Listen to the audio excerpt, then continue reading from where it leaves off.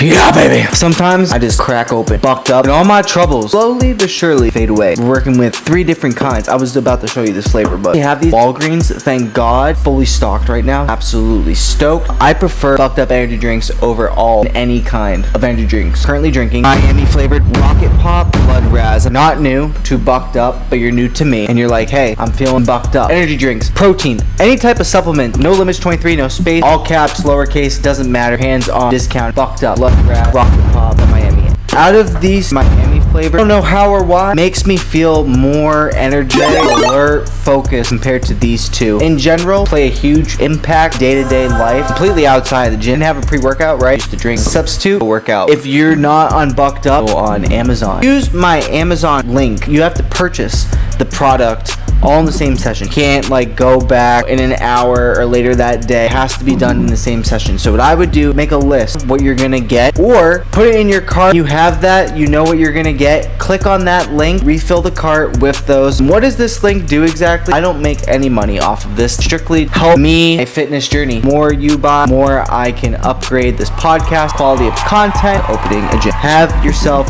some bucked up drinks. And if you're new to me, hello and welcome. My name is Kyle Mara, and I am the host of the Mara Mentality Podcast. I'm assuming you clicked on this other than listen to Matt. You want growth. You want to learn discipline. You want to learn how to just basically better your overall lifestyle. I'm here to help you, my friend. I apologize for being absent the last couple weeks with the episodes. My goal, to episode every single week for you guys. The last couple of weeks have not had a guest. Last week, every single day, working on car. Don't ask. It's a lot cheaper that way than bringing it to a mechanic. That's the reason why I haven't had anything really new lately. But just drop in-depth reaction to the first person. Been training ever since November. Watch that fitness side of me. If you're interested in it, I would love to help you. Mara Mentality, episode 12 with Matt Kovacs. Enjoy the episode.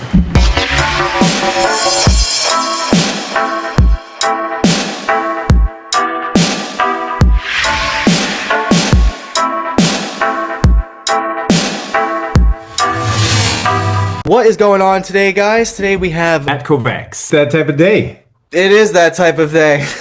Yeah. It's Blaze PR. So PR agency, we have some brands and just the mentality that way. So I'm breaking this down into a couple of segments. First one, excuses build a weak foundation. Second segment is confidence comes from preparation. 3 is daily habits that create certainty. 4, overthinking under pressure. And then rapid fire questions, about 5 of them. They're pretty much random. They're just meant to be like fun. So you had no excuses leadership and then confidence comes from prep. Those were the 2 that you had sent me. No excuses leadership and confidence comes from preparation. Those 2, I basically combined, kind of just starting with the first segment. Excuses build a weak foundation. Where has the line between an excuse and someone genuinely struggling internally? Like, where do you think and I think, totally. And I think what's interesting, so again, how we are used and hired, etc., as the that counsel for brands. So people hire us to do, from a PR standpoint and from, again, getting the word out. I think there is a fine line of what's real and what are we, obviously sharing with the world. And I think that's an aspect of what we try and do is really get to the heart of the story.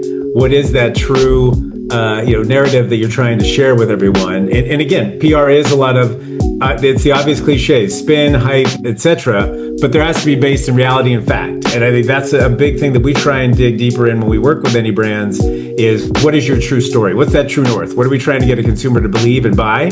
Because that's what we need to do. And consumers have so much more, not only knowledge, but they have so much more power now because of the internet, social media, all that. So that's an aspect that, clients can't hide behind anymore. That, people really see through all the fake, be it fake news, fake ads. People understand it at a lot deeper level. And that's what we try and do is really get people to have that humanity and humility to convey that, because people buy people. Consumers want to what I'm buying is I like this person, I like this brand, I understand it. And obviously the brands are hiring spokespeople and other, athletes or whatever. So all those things connect together. And then when an athlete or someone has, again, if there's the anything negative happens, be it a DUI or something beyond that could be worse, that gets attributed to the brand. So it's really that careful aspects that we try and help. And I think that's what you're seeing more of. Again, brands are trying to think in that vein because, you're competing not only just for in your category for those dollars, you're competing against everything else. There's the entertainment like, do I want to spend money on, Fortnite and do all that? Or do I need another, this beverage or food? Like there's so much competition before where it used to just be linear. I want, brand X or brand Y within this category. So and I think people really do boil it down to, brands emulate themselves. This brand makes me feel, this is a badge. This is my brand. I drink this, I eat this. And that's a lot of that aspect that we really try and educate. And I think that's people see it as well. And that's what we try and convey for media to tell that story. And influencers and bloggers and all those things that happen today, that's an important factor that people have to understand. Yeah, no, I completely agree. So how would you say, I guess, you lead yourself when your mind is dealing with anxiety or just overthinking? And I definitely think that can play into what you were just saying, especially when you're trying to make a decision. Totally. And I think, what I try and do and what I try and, mentor, my team as well is really, just, I think it's an organizational standpoint, really look at it from that. You start at the top. Okay, what do we need to accomplish for the day, the week, the month? And then how do I get through those in a day? And then really trying to have, different systems. Not every system is perfect. I've had customers or even clients or even the places I worked at before use the Franklin Covey system or use this system. And, some people don't think that way. And you look at it generationally, I still write everything down. It is, and then they say writing down is you remember it better because you've done the actual physical work to help the mental part. Right. And I think that's something, but there's so many people that they put everything in their digital calendars and they do all their notes and they do everything on the laptop, which is a different muscle memory, but I think that helps. And what we also try and look at is that old adage of repetition equals retention. So if I've written it down, I have it, you put it on the computer, but we still meet about it, we talk about it, and it's that type of work that can ensure that there's accountability. Hey, we talked about it, we know the goals, we know the end game, and then from there, it's the ability to be able to report back. Progress, success, failures, negativity, whatever it is, the more open and honest and communication is, that's another layer of holding everyone from a memory standpoint and trying to limit the anxiety levels and also that sort of always have to be on because that dopamine can be such a hit and then it can be such a crash. So we're trying, obviously you want the highs and the lows obviously help because you have to have a place to come up from. But I think that's a big factor of how we work together as a group. It's a small group into a larger group and how to manage those things. I think those are elements that people really look to because again, we're hired on as counsel. People look to us as the experts to be able to say, this is what you could or should be doing. Here's how we're going to get there. And we want to make sure that everything that we promise is going to be achieved and that there's results. You can have the best relationship with a client, a brand, whatever, but if there's no results and there's no aspects, then why are they paying us? Why are we working together? Yeah. Those elements. And that's the way we can share information to ensure that it's being accomplished and also the accountability on both sides and managing the expectations. So what does your company specialize in again? I'm sorry. So public relations. So really, media relations, influencers, getting brands into the spotlight. Evolve, again, back in the day, it was more of that publicist mentality where I want to be in page 6. I want to just get a mention. I need to be, part of this. But now it's about longer form, narratives and stories and really being able to tell what the brand is doing, what it's thinking, what it is. The brands have really become their own entity. It's almost like a person. How do you treat this person? How does the person treat its customers? And that's what we really try and convey. So do you guys work with a good amount of fitness influencers specifically? Sure. Yeah. We have, so if you look at it from Gold's Gym SoCal is a client. So all the 30 plus gyms all throughout from Santa Barbara down to San Diego. Okay. So we have different fitness influencers that come in that, when there's new grand openings, when there's new programs they have, when there's new, be it rooms or systems, those elements. We also work with a number of supplement brands and beverage brands that are aimed at that category. Yeah. So making sure that there's trial, there's awareness, there's validation in those things. So it's right up our alley. Do you guys have any boundaries for the type of influencer? Meaning, do you have a meeting with these people to see if it aligns right? Yeah. There's a lot of different filters that for brands and for ourselves that we use. You want to look at the obvious, the numbers. Okay, how many followers you have? Right. What is your the actual impressions? What is the actual feedback and the likes and all those things. We also look at it from is it a fit for the brand? If someone is, super jacked and, is way, the extreme side of things. And this might be a softer, brand sell, and also looking at it from, okay, how are you going to grow? Because if you're already speaking in that echo chamber to the people that know the brand, then we want to make sure it's someone that might have more, aspirational and inspirational type messaging. So yeah, there's a whole conversation that happens, and then there's like an influencer agreement that's sent over on behalf of the brand. This many posts, this many tags, whatever. And so you try and have that connectivity before anything starts, because otherwise you don't want to get started and all of a sudden it's like, well, hey, I'm only doing one story, and then you wanted to cover this. It's really making sure everyone understands what is being asked, and then how it can be achieved. Will you say no to an influencer if they have under, like, say 10,000 followers? Basically? It depends. I'll say on some brands, yes. Some brands, they're of the mindset of we want, because you go the nano, the micro, the different levels of influencers. But geo-targeted wise, it might be, hey, they have 10,000 followers, but they're in, Palm Springs, and that's great. We need to reach Palm Springs. There's someone that hits the actual audience. But it might be, if you're in Southern California, LA, Orange County, hey, we want to have 25,000 and above. There's those aspects.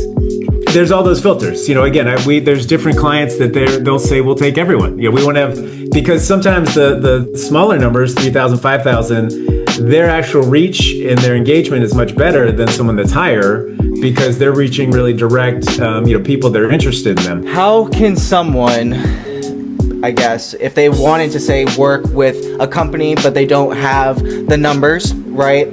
How can they put in their mind okay, how do I get this opportunity with knowing that they've been shut down previously? There's a couple different ways. One is, you want to, it's back to that point of awareness. You want to make yourself aware to these brands, so you can tag them in a lot of your posts, become aware to them. You can share, you can message them, you can send your stuff along, you can follow the trail and find out, do they have an agency? Do they have, who are they using to get their influencers? Mm-hmm. Because if you build a relationship with the, people behind the scenes, that's also a good way as well, because you'll get an understanding of what are they looking for, what kind of content, what kind of stories, because you might be doing X, but they want Y, right. But you can easily do Y, but if you don't know that, you don't have the information. So it's those aspects. And then another good thing is, you sort of go outside of your comfort zone, go into LinkedIn, see what you find out there, see who other people are, see, find their Instagram accounts. You have to do some of that cyber stalking, but it's a way that you're going to learn and be able to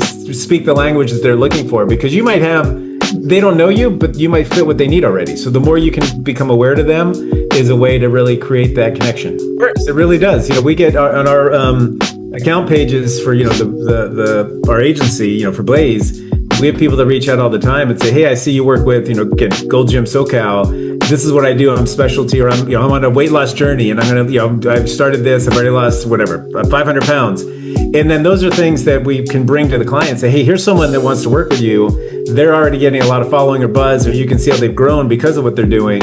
And there's ways to see, could this work? Could we do a program around it? Does it make sense? There's ways to incorporate that, into the discussion. Do you charge people for that type of thing, or is that just like a connection thing?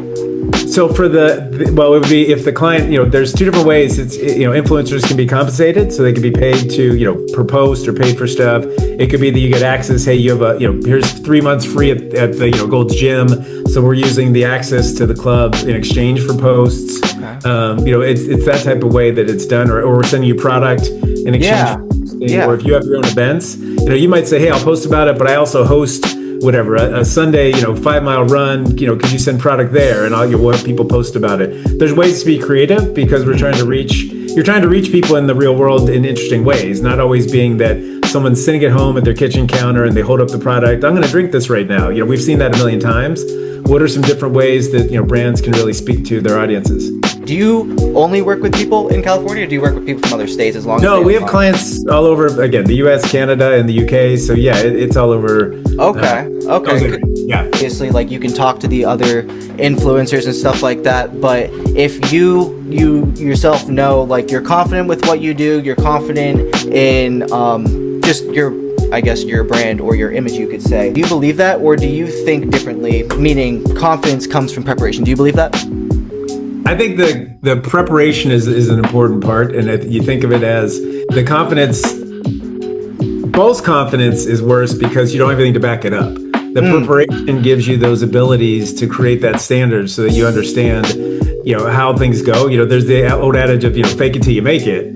But within that, you need to be able to be building up the ability to make it so that you have an understanding as to what needs to happen to get from A to Z. And that's, part of that is the relationships, the level setting, the expectations, and building that at the same time. So it's an aspect of that prep work. And we talk about this, look, when in college now, they teach PR. They teach, here's how you could, learn about public relations.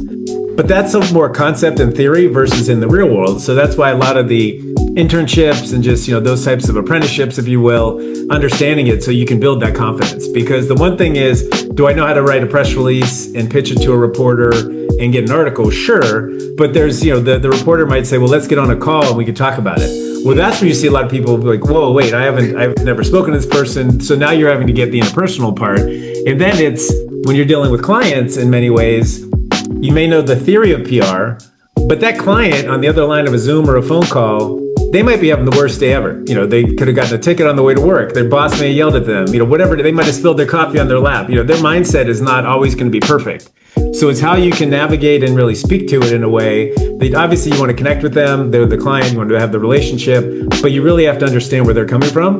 And that's that confidence, but you can't be overconfident because that's going to hit if they're not in a good headspace. So it really is to understand and navigate those conversations and be prepared in a way that, okay, if I need to find out A, B, and C, they come at me with something else. It's how do your answer is plus your agenda. So that's how you can get into that, mindset for them. And then at the end of the day, you want to feel for that next conversation, you're building off all those different wins, if you will, so that you're confident in those conversations. And then as you solve problems, as you become a resource for them, that's really what, being a counsel is all about. Could the preparation be for someone lacking strictly social confidence, would you say? Yeah, I think it's interesting. I think because you look at it today, there's so many resources.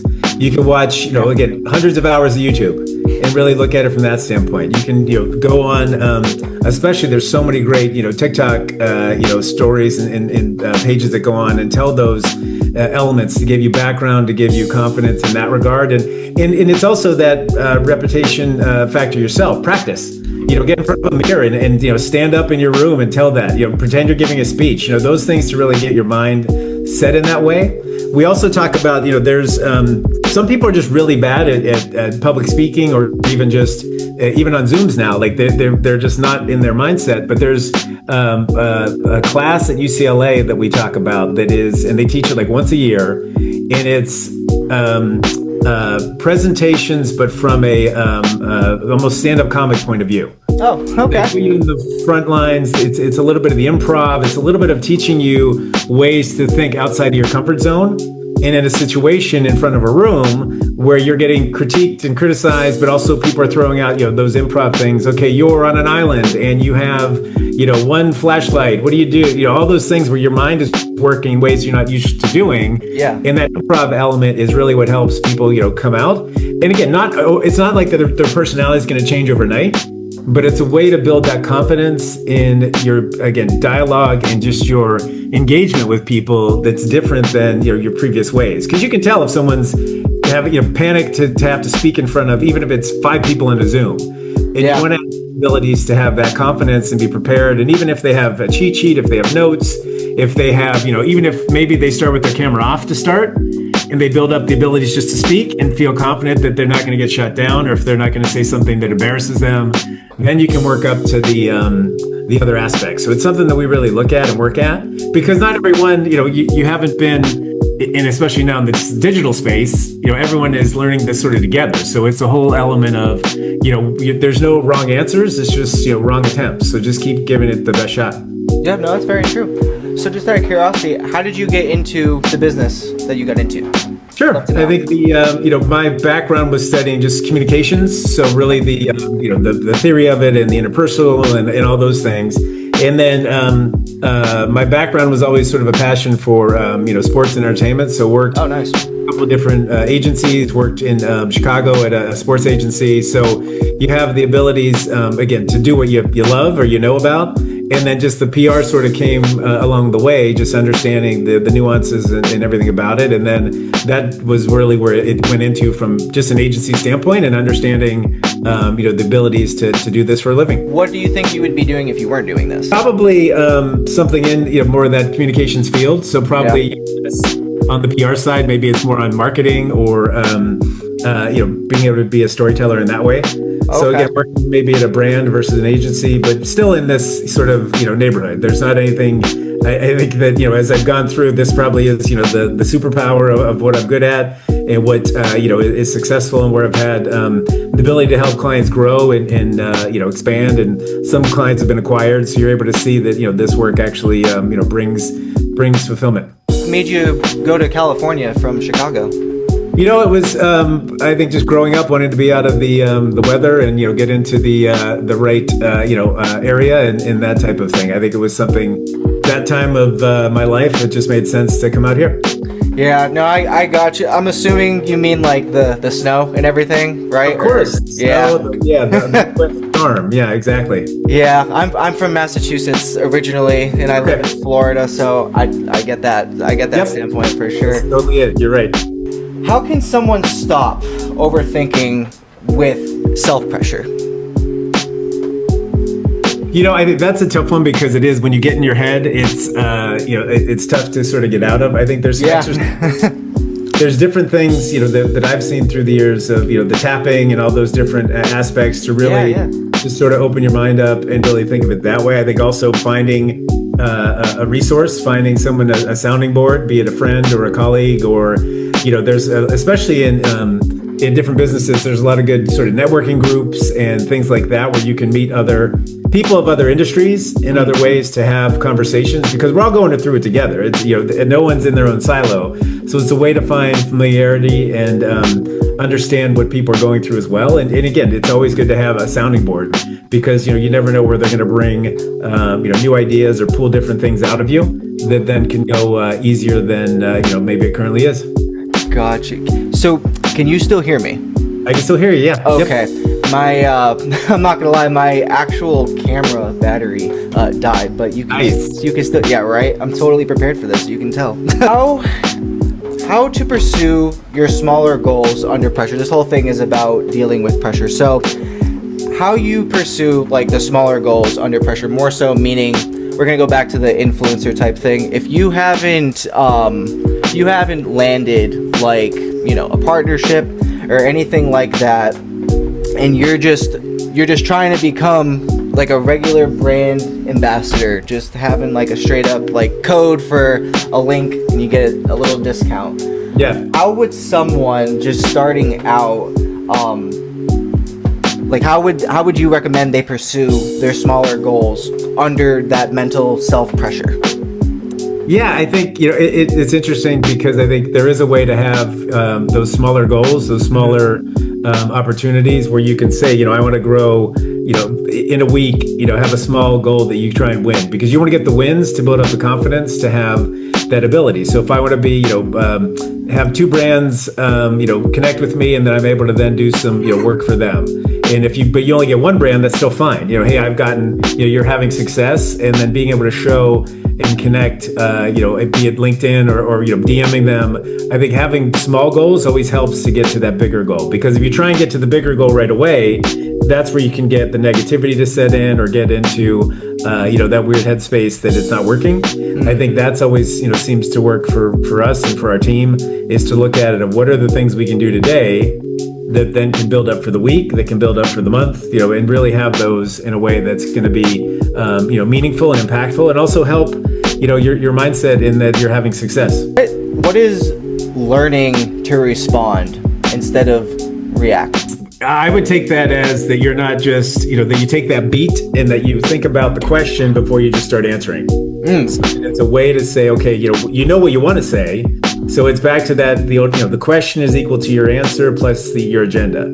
So they might be asking, asking a question, you can take that beat, you start the answer so that you're taking them down the path. But Bill Clinton was always the master of this, being able to take it, maneuver, and be able to say, here's really what you want to go. So by the end of the end of the sentence and the answer, you've not only given the questionnaire the answer, but also you put, layered in the different messages you're trying to achieve. And I think that's an important factor, is to take that beat, understand it, incorporate it. Sometimes it's great to ask the question back.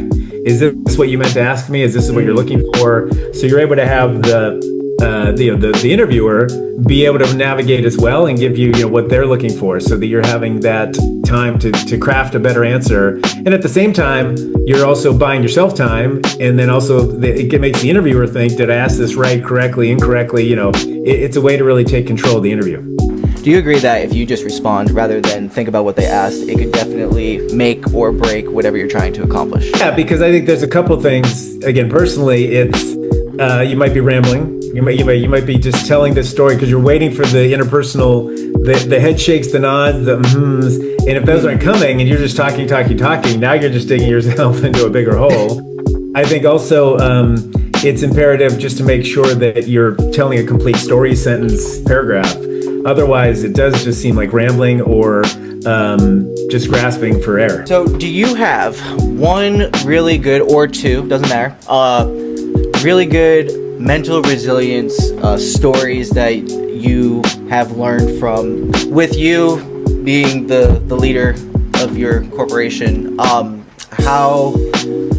What would you say would be like a good mental resilience that has happened in your life that kind of, I guess, maybe changed the trajectory?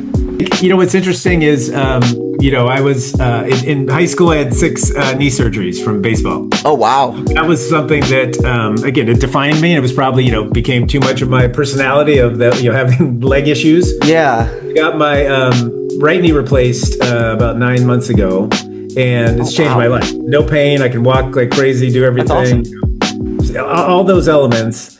And I think that's something that you look at, of how you're able to change personality wise, and also just just who I am, and also learning to not that be defining me. You wouldn't know now that, again, if I've had any knee stuff. So I think that's an interesting way. Again, it's physical, but it plays into the mental part. And I think that's an element of being able to understand that, and having someone say that just those changes, and speaking to people to that point of saying, stop, don't talk about the knees, don't define you. So that's an aspect of understanding of taking control and being able to have, a whole new sort of personality, if you will. What position did you play in baseball? Is that curiosity? Catcher. I'm sorry, say pitcher or catcher? No, catcher. Yeah, catcher. Oh, okay. Gotcha. Always blow out. Yeah. Did someone slide into you? Is that what happened with the knee? No, it was. One was I was in a rundown and I twisted, the knee there. The other one was I stepped on someone's, foot running the bases. They were, it was a weird, one of those freak things, and just hit it, and it tore the other one. Gotcha. Yeah, a lot of fun. Yeah. Did you play any other sports, or is that it? No, that was, again, through high school. That's what it was, and that's what blew them out. And then, now I'm just happy to hike and walk and do everything without any pain or discomfort. Any big projects that you guys have going on, or you yourself have going on at all? Or, I mean, I'm sure you always have projects going on, stuff like that. Yeah, I think what's interesting, we have a couple brands that are doing a lot of stuff around the 250th anniversary of the U.S. So there's a lot of that. How do you stand out, and what do you do from a patriotic standpoint to make to be authentic, to be almost agnostic, so you're not taking a side of politically or whatever, but also celebrating and also being newsworthy. So that's been a lot of we've been mapping it out and planning it for the past few months, but now that it's 2-3 months away, it's really these things, decisions are being made and paths that we're taking. So I think it'll be fun as these things launch for people to see. Anything that you can hint at all? One's a beverage category, one's a food category. Okay. As we're making those elements and those last minute things, those will be fun to see, as they launch, and as they're incorporated into retail and into online and really everyday lives. Nice, awesome. Yeah, so that's fun to be a part of. Yeah, absolutely. So, other than fitness influencers, who are the other types of categories or fields that you work with? Yeah, we have again, we have a lot of restaurant clients, so there's a lot of the foodie influencers and media. Okay. So for tastings, grand openings, new menu items, incorporating those in. You be it again hyper local all the way through national storylines. We have another brand that we're working with that's going to come out with a pickle flavored beer. There's the pickle phenomenon that's going on, so that's been fun to launch and be a part of. So yeah, it's different paths we go down, and as things launch, you find different old media friends, but also new ones that are looking, be it tapping into trends and tapping into what's going on in the public eye. So it's fun to always create that new and fresh awareness. So yeah, this was definitely one of my shorter podcasts, but on top of it, my camera. Yeah, this was good. I think and then if people want to check us out, they can go to blazepr.com or go on to our Instagram. It's Blaze PR Team. That's awesome. Awesome. Well, I would definitely like to do this again, a little bit more organized and with the camera fully charged, because I enjoyed this and I really appreciate meeting you. This was great. No, thank you, and look forward to it. Awesome. Sounds good. Well, thank you very much and have a great rest of your day.